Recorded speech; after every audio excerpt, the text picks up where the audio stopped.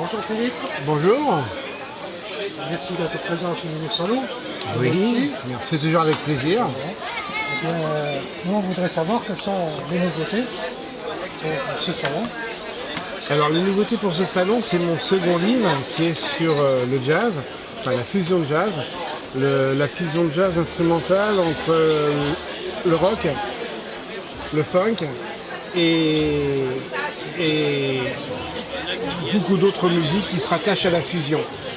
Mon premier était sur le rock, plus classique, mais sur l'âge d'or, c'est-à-dire les années 60-70, avec toutes les grandes stars, connues ou moins connues, qui ont fait toute cette école, toute cette mouvance qui a donné l'âge d'or du rock, c'est-à-dire les années 60-70, avec tous les grands musiciens de cette époque.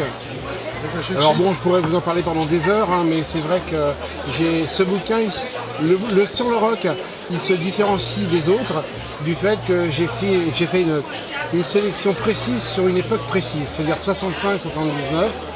J'explique pourquoi. Et je me suis focalisé j'ai mis en exergue les artistes qui étaient les plus créatifs.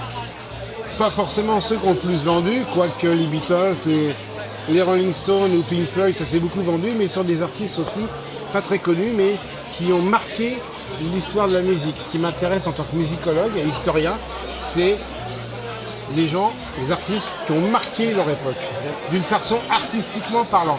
Là pour cette année, Et cette année, mais c'est sur le même principe, c'est sur la fusion de jazz.